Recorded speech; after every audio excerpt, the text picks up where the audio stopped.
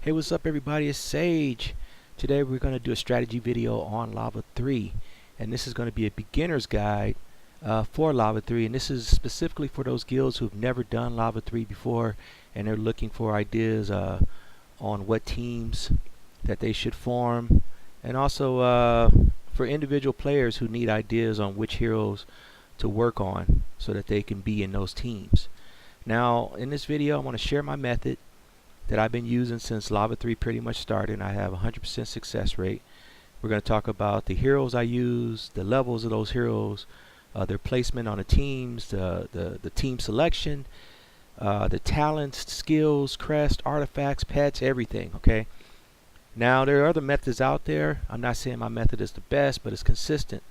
My method won't get you the fastest time, but you're going to get pretty much 100% farming success rate, and that's what we want. We want to farm this thing 100%. So use this as a template to form your teams, and you can use, you can improve upon it, or you can improvise to make things better, make things smoother within your guild and the individual heroes that you have. We're going to also talk about alternate heroes you can use besides the ones I use. So anyway, let's get started. Let's talk about this right now. So the first thing we want to do is form 4 individual teams. Team 1 is going to be your tank team. Team 2 is going to be your tree team, your tree antar team. Team 3 is your ice demon team.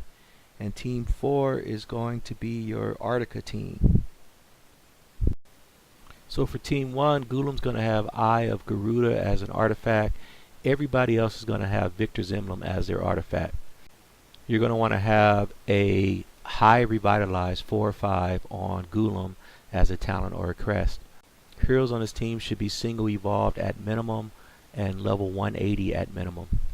Skull Knight and Gulam should be 9 of 10 skill. Everyone else could be 7 of 10 skill. Gulam's going to be the most important hero on this lineup. Make sure he's leveled up strong, he has a good talent, and he can't be replaced by Druid or anything on this lineup. But you can sub in Dread Drake or Santa Boom for any of the other heroes. Now here's a lineup for team 2, your tree team. Your Gulam's going to have Eye of Garuda as an artifact.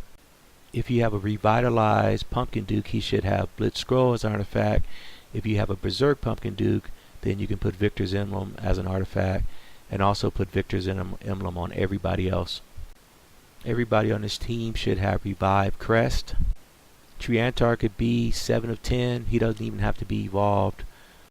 This team requires a Pumpkin Duke and a Tree Antar, but you can sub in Druid for Gulam if you need to, and the other heroes you can also sub in Ares or Spirit Mage, or even Santa Boom if you need to. So here's a lineup for team 3. This is going to be your Ice Demon team. Gulam's going to have Eye of Garuda artifact. Everyone else is going to have Victor's Emblem. Besides, if you have a revitalized Pumpkin Duke, you're going to have to put Blitz Scroll on him. And of course, Ice Demon doesn't have an artifact. All the heroes should have Revive Crest and be leveled up as high as possible, obviously. And your Ice Demon should have minimum 7 of 10 skill, be level 140 minimum. His talent's not really important, but I would go with Slow Down, Scatter, or Revive as his talent, and obviously you're going to have Revive as a crest if you don't have it as a talent. Now if you absolutely need to, you can sub in Druid for Gulam, although I suggest keeping Gulam.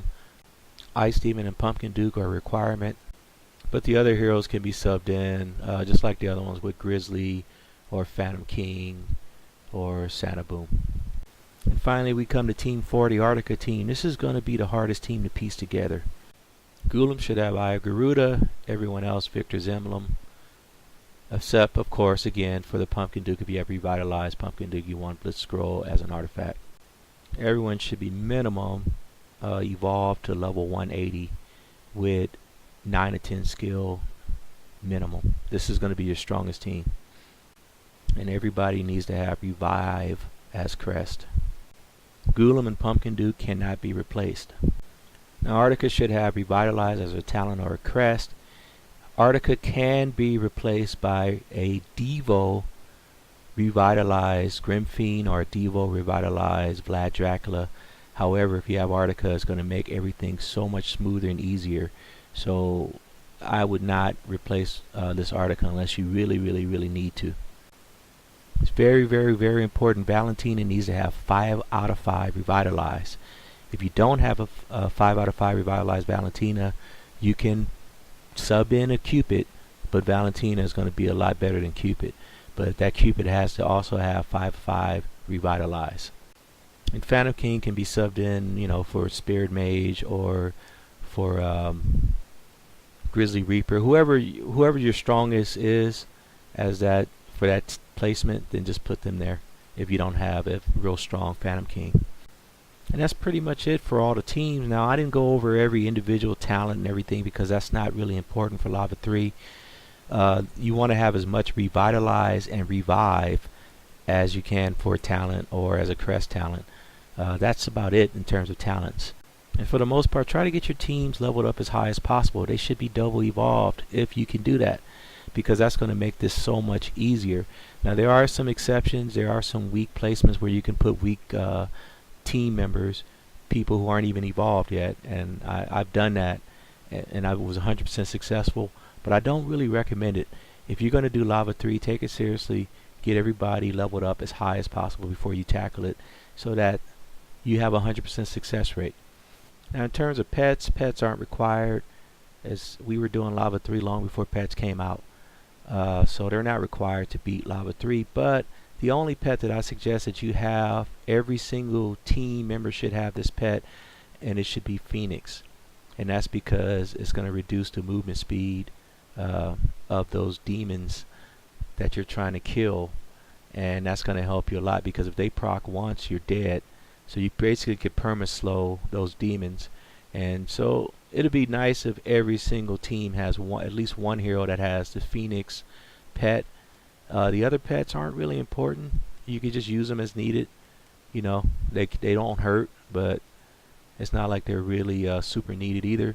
So just use them as needed as you see fit. So there you go. You should be farming this 100% of the time if you use those suggestions that I just laid out. And farming Lava 3 is actually easier than farming Lava 2. It's pretty consistent once you have the right placement, the right heroes, the right everything else.